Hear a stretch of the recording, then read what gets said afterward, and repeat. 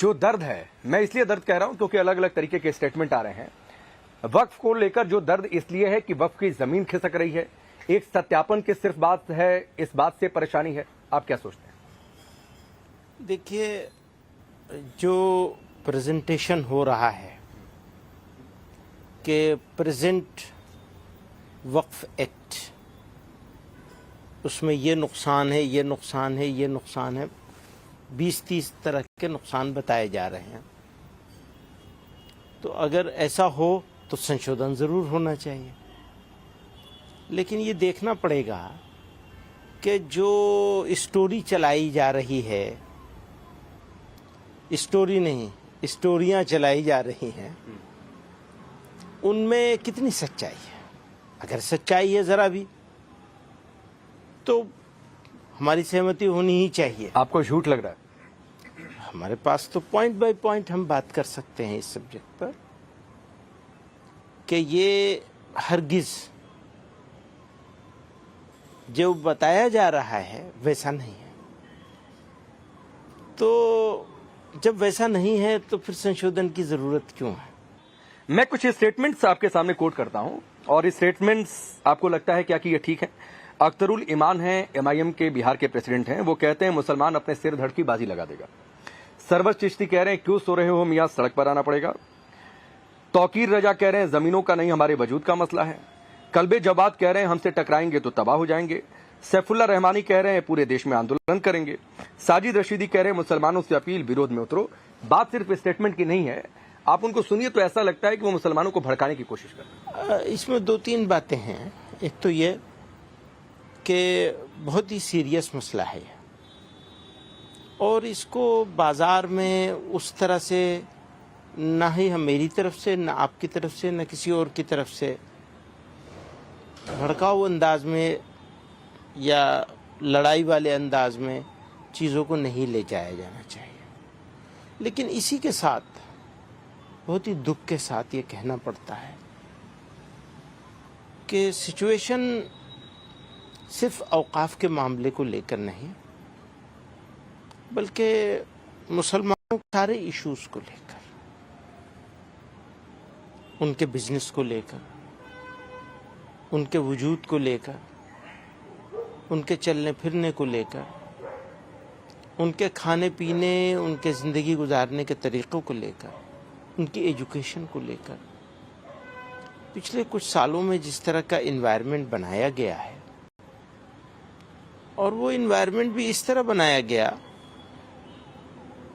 कि कहीं ना कहीं सरकारी सरपरस्ती महसूस होती है इस तरह का इन्वायरमेंट क्रिएट करने में, तो लोग बहुत उलझन में हैं।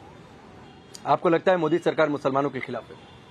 मैं ये नहीं कहूँगा कि सरकार मुसलमानों के खिलाफ है, लेकिन सरकार में बैठे हुए कुछ लोग ज़रूर ऐसे हैं जो अपने बयानों से, अपने आचरण से, अपने स्टेटमेंट्स से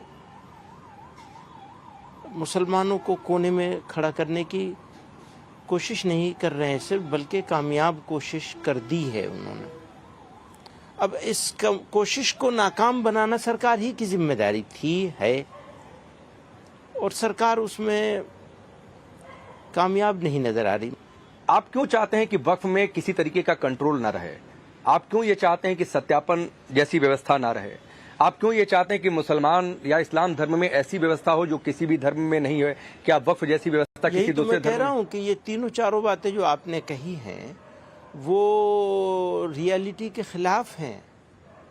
ख़ास तौर पर आप वक्फ के ऊपर हर सवाल का जवाब मुझसे ले लीजिए, मैं इसके लिए तैयार हूँ। तो सर आप बताइए, वक्फ जैसी व्यवस्था, मसलन आप कहते हैं कि वक्फ के पास जितनी प्रॉपर्टीज़ हैं उतनी प्रॉपर्टीज़ किसी और के पास नहीं है। तीसरी बड़ी प्रॉपर्टी, यही मैं कह रहा हूँ, तीसरी सबसे बड़ी। तो 6,48,000 या 84,000 कुछ है एकड़ पूरे मुल्क में। इतनी तो सिर्फ 2 मंदिरों के पास आंध्रा और तमिलनाडु में है, सिर्फ 2 स्टेट में, बाकी तो गिना ही नहीं किया। एक और मज़े की बात है कि वक्फ बोर्ड बनाता कौन है? दिल्ली की जामा मस्जिद से नहीं बनता है, या जमीयत उलमा हिंद के ऑफिस से नहीं बनता। हम तो एक मेंबर नहीं बना सकते। सेंट्रल गवर्नमेंट बनाती है या स्टेट गवर्नमेंट बनाती है, जितने भी औकाफ का होता है।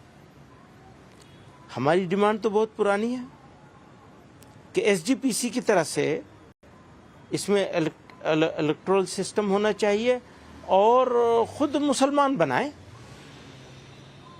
ये दान में दी हुई ज़मीनें हैं। इंडिया के रहने वाले हिंदी लोगों का आचरण है, हर धर्म के लोगों का ये एक आचरण है। सर, आप दान की जो बात कर रहे हैं, हाँ। एक इसमें ओवैसी ने इस पर बहुत कुछ बोला है कि यूजर बाय यूजर वाले क्लॉज को खत्म करने की बात है। अच्छा, आपके पास कागज मुझे नहीं है। ये बताइए, बिल्कुल मैं मुकाबला नहीं करना चाहता हिंदू मंदिरों के मामले से,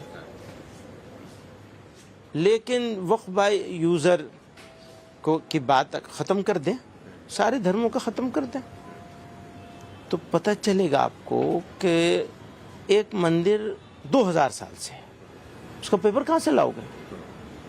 नहीं मिलेगा आपको।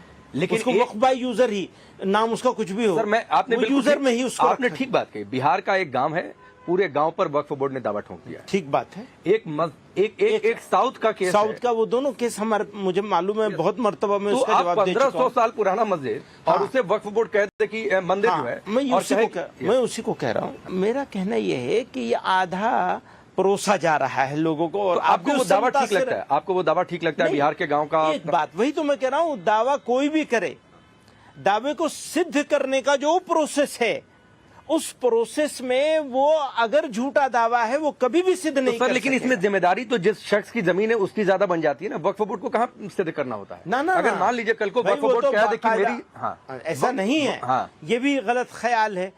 ये इसका भी जवाब है हमारे पास, और ये एक्ट ही के तहत है, उसी एक्ट के तहत है। ऐसा बिल्कुल नहीं हो सकता कि वक्फ बोर्ड आके यहाँ मेरे घर को कह देगा, या मेरी मस्जिद को कह देगा, या मेरे घर को ऑफिस को कह देगा कि जनाब ये तो वक्फ बोर्ड का है तो ले लेगा, या मंदिर को। मंदिर तो बहुत बड़ी चीज होती है। नहीं नहीं लेगा। लेकिन क्या है कि अगर मान लीजिए वक्फ ने मेरे जमीन घर को कह दिया कि दावा है, तो मुझे साबित करना पड़ेगा कि ये है। वो प्रोसेस चलेगा भाई, उस प्रोसेस के बगैर कैसे हो जाएगा? उस प्रोसेस में वक्फ बोर्ड को भी साबित करना पड़ेगा, उन्हें भी साबित करना पड़ेगा। जो मंदिरों के लिए जो कवानीन बने हुए हैं, उसके लिहाज से वो वक्फ बाय यूजर इतने सालों से मौजूद है, वो साबित करना होगा उन्हें, और इन्हें भी साबित करना होगा कि ये कैसे इसे वक्फ कह रहे हैं। तो अगर ये मामला कोर्ट में ही अगर सीधे चला जा रहा है, अगर मान लीजिए, तो इससे क्या दिक्कत है? क्योंकि दूसरी ओर से ये बात बार बार कही जा रही है कि ऐसी ट्रिब्यूनल तो कहीं और व्यवस्था है नहीं, किसी और दूसरे धर्म में ऐसे ट्रिब्यूनल। वो ट्रिब्यूनल भी तो आप, यही तो मैं आपको समझाने की कोशिश कर रहा हूं कि वो डिस्ट्रिक्ट जज होता है किसी डिस्ट्रिक्ट का। तमिलनाडु का वो जिस गांव की आप बात बता रहे हैं, वहां के जिले का कौन सा डिस्ट्रिक्ट होगा, उस डिस्ट्रिक्ट का जज, डिस्ट्रिक्ट जज कौन होगा? वही होगा वक्फ ट्रिब्यूनल। मैं इसलिए ये बात बार बार आपसे पूछ रहा हूं। अब ये लोग समझाते हैं कि वक्फ ट्रिब्यूनल का मतलब ये है कि मौलाना महमूद मदनी के पास आ जाएगा, या वक्फ बोर्ड के पास। एक तो मौलाना महमूद मदनी के पास तो वक्फ बोर्ड भी नहीं है। आपने वक्फ बोर्डों को पॉलिटिकल चमचों के हवाले कर रखा है, और वो जमीनें बेच रहे हैं, बेचते चले आए। उन्हीं सबको रोकने के लिए ये कानून बनाया गया है, और ये बहुत पुराना नहीं है। काफी कुछ रुका है, काफी कुछ प्रोटेक्शन हो रहा है, हालांकि जितना होना चाहिए उतना फिर भी नहीं हो रहा है। क्यों? आपने गलत लोगों को बिठा रखा है, वो गलत तरीके से चयन करते हैं। एक महिलाओं की एंट्री का मसला है, महिलाओं की एंट्री का मसला। हाँ, होना चाहिए, महिलाओं की एंट्री होनी चाहिए, वो एक प्रोसेस होना चाहिए। हम तो यही कहते हैं, आप एक्ट बनाइए एसजीपीसी की तरह से, उसका चयन करने का, उसके इलेक्ट करने का सिस्टम बनाइए, बजाय इसके कि केजरीवाल साहब और अखिलेश साहब और योगी साहब और नीतीश साहब अपनी पसंद के लोगों को ले आए। क्या मतलब है इसका? बड़ी संख्या में मुसलमान इससे पीड़ित हैं। जयपुर में एक खानदान है, नग्गा मियां मस्जिद, शायद आप जानते होंगे। वहां से मुस्लिम परिवार को ही हटा दिया, वो 200 साल से रह रहे हैं, उनको वहां के हजरत साहब ने दिया हुआ था। इसी तरीके से कई सारे ऐसे उदाहरण, कई जगहों से हमने रिपोर्ट्स कराई हैं जहां पर मुसलमान पीड़ित हैं।